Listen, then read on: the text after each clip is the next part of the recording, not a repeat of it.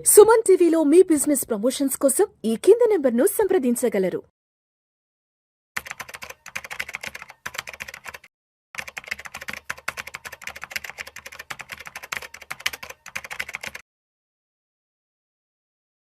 నమస్తే, welcome to Vishnu talks. నేను విష్ణు. ప్రస్తుతం మనతో పాటు senior stock market analyst Ramachandramurthy గారు ఉన్నారు. సార్తో మాట్లాడదాం.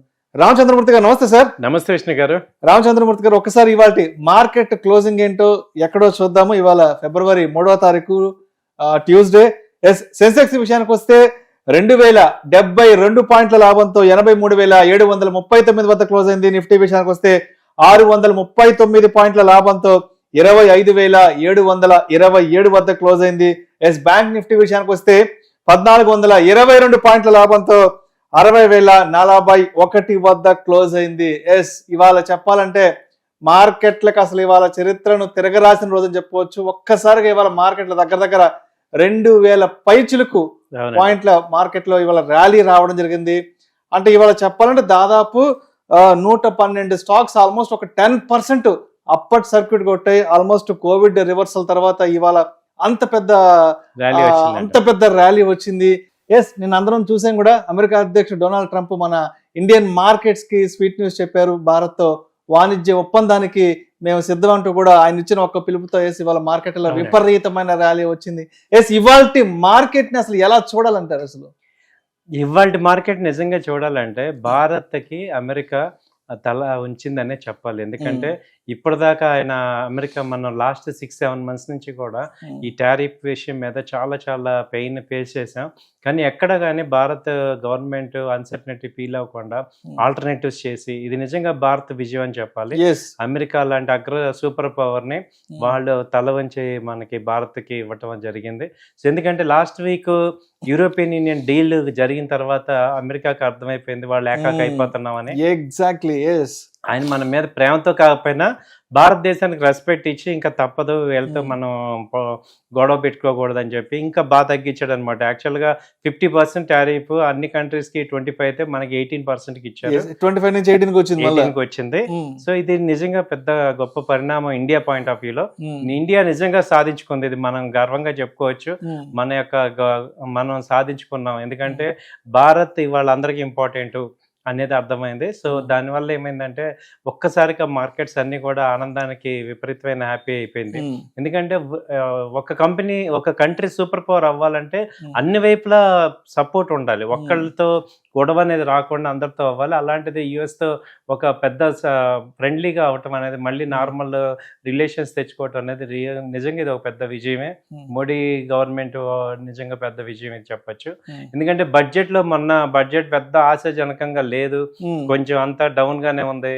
అలాగే ఈవెన్ ఆల్రెడీ ట్రేడర్స్ అందరికి కూడా ట్యాక్సెస్ పెంచారు, ఆప్షన్స్ ప్రీమియం అన్నిటికీ పెంచారు. దీని మీద అంతా డల్ గా ఉన్న మార్కెట్ వర్గీయులందరికీ కూడా నిన్న రాత్రి ఒక్కసారిగా జోష్ వచ్చేసింది. అసలు మార్కెట్ లో ఇంత పెద్ద ర్యాలీ అనేది చూడటం అనేది ఈ మధ్య కాలంలో ఒక్కసారిగా దలాల్ స్ట్రీట్ కి ఎక్కడ లేని సంబరాలు జరుపుకుంటున్నారు. అసలు ఎన్ఎస్సి బిఎస్సి సంబరాలు జరుపుకుంటారు అందరు కూడా.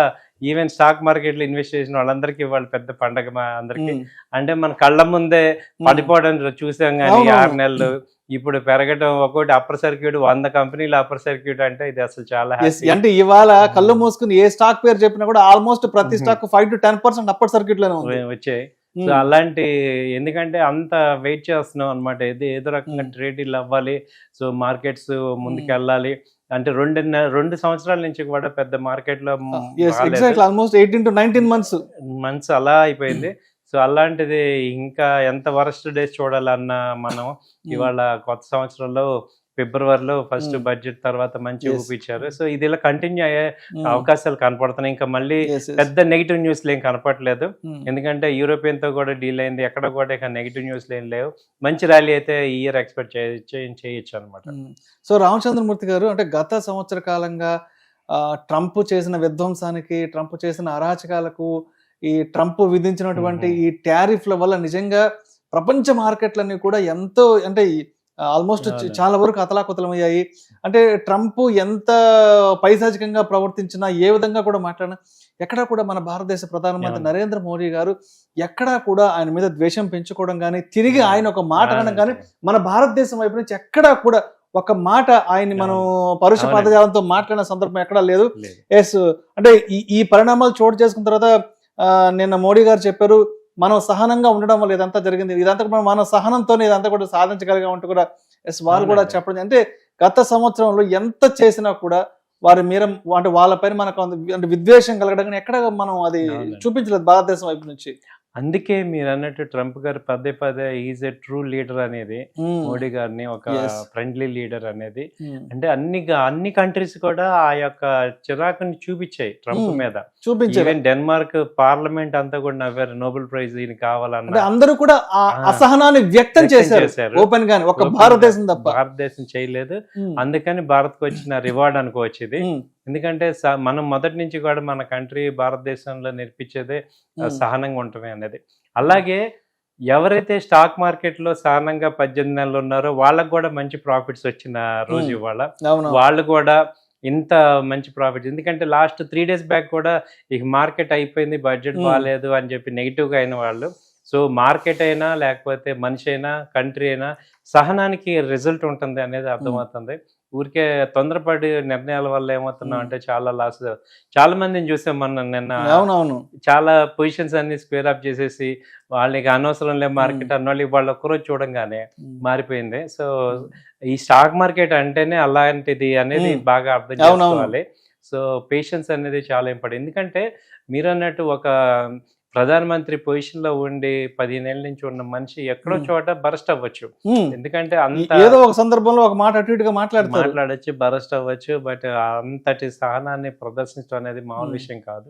సో ఇది అందుకే మనం ఒక గ్రేట్ లీడర్. అంటే నిన్న డొనాల్డ్ ట్రంప్ గారు ట్వీట్ చేశారు, నాకు తెలుసు అంటే ఆయన రియలైజ్ అయ్యాడు. అంటే నేను గత సంవత్సర కాలంగా ఇంతలా పేటరేకపోతున్నా, నోటికి ఎంత వచ్చినట్టు మాట్లాడుతున్నా కూడా, అంటే నేను ఇన్ని రకాలుగా టారిఫ్ చేసినా కూడా ఎక్కడా కూడా భారతదేశం వైపు నుంచి ఒక మాట కూడా రాలేదు. సో ఆయన నిన్న ఆయన ట్వీట్ లో కూడా ఒక 2 విషయాలు చాలా గట్టిగా ప్రస్తావించారు. మోడీ గారు నాకు ఎప్పటికీ ఆయన చిరకాల మిత్రుడు, ఆయన నాకు మంచి ఆత్మీయులు, నాకు చాలా మంచి ఫ్రెండ్. అదేవిధంగా ఆ ప్రపంచంలో ఉన్నటువంటి దేశాధినేతల్లో మోడీ గారు చాలా స్ట్రాంగ్ లీడర్ అంటూ కూడా ఆయన రియలైజ్ అయిన తర్వాత ఇవన్నీ కూడా ఆయన గమనించడం జరిగింది మోదీ గారి పట్ల. అవునండి. సో అలాంటిది నిజంగా సాధించటం అంటే మాటకి ఎదురు మాట్లాడటం, దీనికన్నా కూడా సైలెంట్ గా ఉండటం కూడా చాలా గొప్ప చిత్రత అనేది నిరూపించారు చాలా విషయాలు. యాక్చువల్ గా ఆయన ప్రత్యర్థుల మీద విపరీతంగా మాట్లాడుతుంటారు అటు లోకల్ గా. అలాంటి మోడీ గారు అవతలాల మీద కామ్గా ఉండటం అనేది ఎగ్జాక్ట్లీ ఆయన అంటే రాజకీయంగా ఇక్కడ కొంచెం దూకుడుగా ఉంటారు మోడీ గారు ఉంటారు ఆయన. అలాంటిది ఆయన కామ్గా ఉండటం ఎదుటోళ్ళ మీద అనేది, అమెరికా మీద పర్టికులర్ గా ఎన్ని క్రియేటివ్ చేసినా కానీ కామ్గా ఉన్నారు. సో ఇది మనకి దానివల్ల మంచిగా సాధించుకొచ్చారు మనకి. రైట్. అయితే అంటే ఒక్కసారి ఇవాల్టి మార్కెట్ విషయానికి వస్తే, ఇవాళ మేజర్ గా బెనిఫిట్ అయిన స్టాక్స్ చెప్పాలంటే Adani group of companies, Adani stocks అంతా కూడా విపరీతమైన ర్యాలీ వచ్చింది. ఆల్మోస్ట్ ఒక 12% అప్పర్ సర్క్యూట్ వచ్చేకటి. ఒక్కసారి అసలు ఒక లిస్ట్ ఆఫ్ అదానీ స్టాక్స్ ఒక అనాలిసిస్ ఇవ్వగలరు?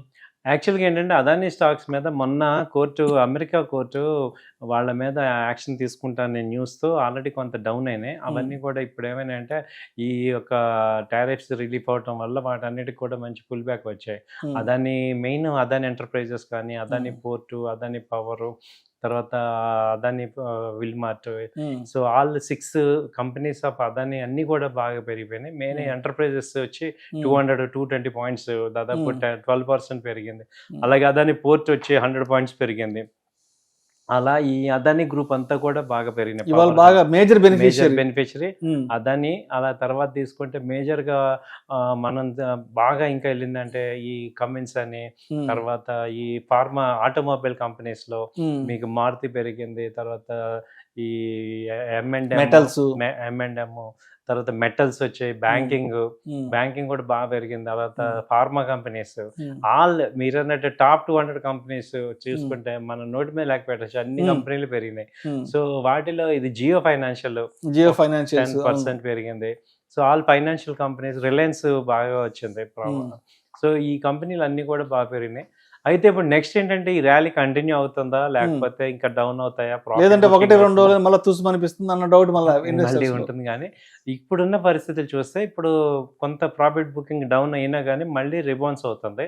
యాజ్ పర్ మోర్గన్ స్టాన్లీ నిన్నే ఇచ్చారనమాట, ఈ 26 ఎండ్కే 30,000 నిఫ్టీ అయ్యే ఛాన్సెస్ ఉంది అని. సో కాబట్టి ఏంటంటే ఇప్పుడున్న ర్యాలీని చూస్తే ఇప్పుడు కొత్త ఇన్వెస్టర్స్ FIS విపరీతంగా వచ్చే ఛాన్స్ ఉంది మార్కెట్లోకి.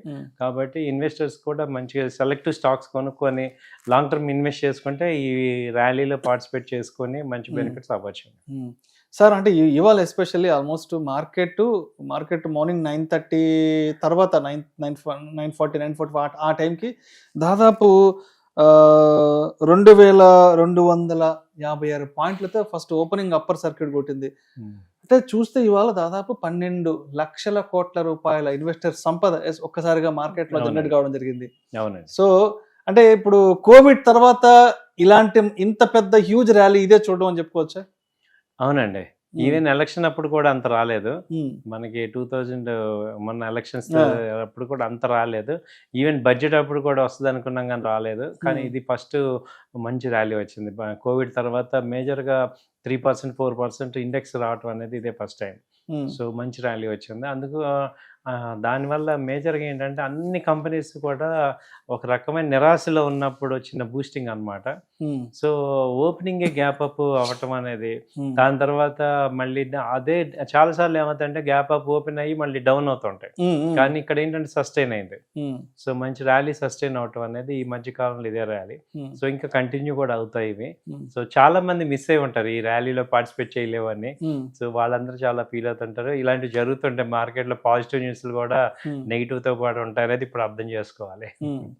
సో రామచంద్రమూర్తి గారు, మరి గత సంవత్సర కాలం నుంచి వెయిట్ చేస్తున్న ఆ స్వీట్ న్యూస్ ట్రంప్ మన ఇండియన్ మార్కెట్స్ కి ఇచ్చేశారు కాబట్టి అంటే ఆ ట్రంప్ ఇచ్చిన న్యూస్ తో ఇక్కడి నుంచి ఏ సెక్టార్స్ లో మంచి ర్యాలీ వచ్చే అవకాశం ఉందంటారు? ఒకవేళ లాంగ్ టర్మ్ కి ఇన్వెస్ట్ చేసుకోవాలి అనుకున్న వాళ్ళకి కొంత ఎడ్యుకేటివ్ గా ఇక్కడి నుంచి మంచి ర్యాలీ రాబోయే సెక్టార్స్ ఏమున్నాయి?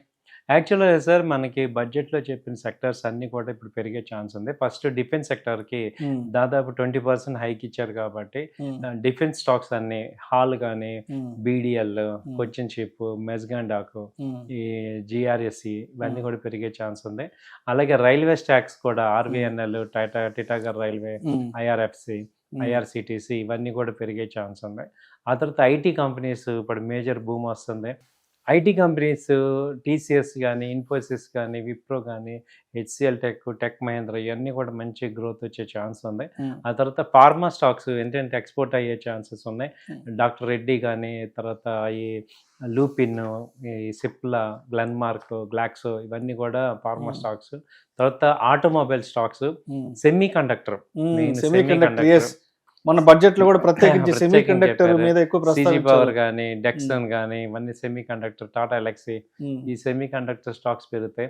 అలాగే solar panels, solar India, solar companies, SW solar ఇవన్నీ కూడా మిడ్ క్యాప్, లార్జ్ క్యాప్ అన్ని సోలార్ ప్యానల్స్ ఏవైతే ఉన్నాయో అవన్నీ. తర్వాత ఏంటంటే ఎలక్ట్రానిక్ బస్సెస్ ఎక్కువ 5,000 బస్సెస్ కొంటున్నారు, ఎలక్ట్రికల్ బస్సెస్. అలాగే ఈ chip making, semi conductor, so semi conductor stocks కూడా బాగా పెరుగుతాయి. సో ఇవన్నీ మీరు అంటే వీటిల్లో మంచి ఐడెంటిఫై చేసుకోవచ్చు. సో టెక్స్టైల్ మేజర్గా ఎక్స్పోర్ట్ టెక్స్టైల్ కూడా ఇచ్చారు, బాగా ఇచ్చాడు. తర్వాత ఫుడ్ అండ్ ఫిషరీస్, ఫుడ్ కూడా మంచి గ్రోత్ ఓరియంటెడ్గా సెక్టర్స్ ఉన్నాయి. అదేవిధంగా Nifty and support and resistance ఎక్కడ తీసుకునే అవకాశం ఉందంటారు? నిఫ్టీ సపోర్ట్ వచ్చి ఇప్పుడు 25,727 దగ్గర క్లోజ్ అయింది కాబట్టి కొంచెం డౌన్ ఒక 200 పాయింట్స్ ఒకవేళ డౌన్ అయినా 25,500 దగ్గర మేజర్ సపోర్ట్ ఉందండి. అలాగే రెసిస్టెన్స్ వచ్చి 26,000. ఒకసారి అది బ్రేక్ అయిందంటే 26,200, 400 మంచి ర్యాలీ వచ్చే ఛాన్స్ ఉంది. సో కాబట్టి నిఫ్టీ, బ్యాంక్ నిఫ్టీలు ఇవన్నీ, బ్యాంక్ నిఫ్టీ కూడా 61,000 దాకా వచ్చే ఛాన్స్ ఉంది. ప్రెజెంట్ 60,000 దగ్గర క్లోజ్ అయింది. సో కింద లెవెల్లో చూసుకుంటే 59,400, 500 మేజర్ సపోర్ట్ అనమాట. సో ఏదైనా బై అండ్ డిప్స్ చేసుకోవాలి, డౌన్ అయినప్పుడు బై చేసుకోండి, ట్రెండ్ పాజిటివ్ గానే ఉంది. అయితే ఇవాళ మార్కెట్ ర్యాలీని దృష్టిలో ఉంచుకుని రేపు బుధవారం ఫిబ్రవరి 4వ తేదీ మార్కెట్ ఓపెనింగ్ బెల్ టైంకి ఏ విధంగా సిద్ధంగా ఉండాలి అంటారు? అంటే కంప్లీట్ ఇవాల్టి ర్యాలీని రేపు ఎక్స్పెక్ట్ చేయొచ్చా? మళ్ళీ రేపు ఏదన్నా వోల్టాలిటీ ఏదన్నా అవకాశాలు ఎక్కడ ఉన్నాయి అసలు? రేపు కొంచెం వల్టాలిటీ ఉంటుంది సార్, ఎందుకంటే ఫస్ట్ టైం ర్యాలీ వచ్చినప్పుడు అది మళ్ళీ నెక్స్ట్ డే వచ్చేపాటికి కొంత గ్యాప్ అప్ ఓపెన్ అయ్యి మళ్ళీ డౌన్ అవుతుంది. సో ఏదైనా డౌన్ అయితే టెన్షన్ అవ్వకూడదు, buying opportunity. So first down అవుతుంది, తర్వాత రైజ్ అవుతుంది అనమాట. కాబట్టి డౌన్ అయినప్పుడు బై చేసుకొని మంచి అప్ ట్రెండ్లో ఇప్పుడు ఇంకా 300-400 పాయింట్స్ హోల్డ్ చేసుకోవచ్చు. 26,000 దాకా వెయిట్ చేయొచ్చు అనమాట. మంచి ర్యాలీ వస్తుంది. Right sir, thank you sir, thank you so much. Thank you.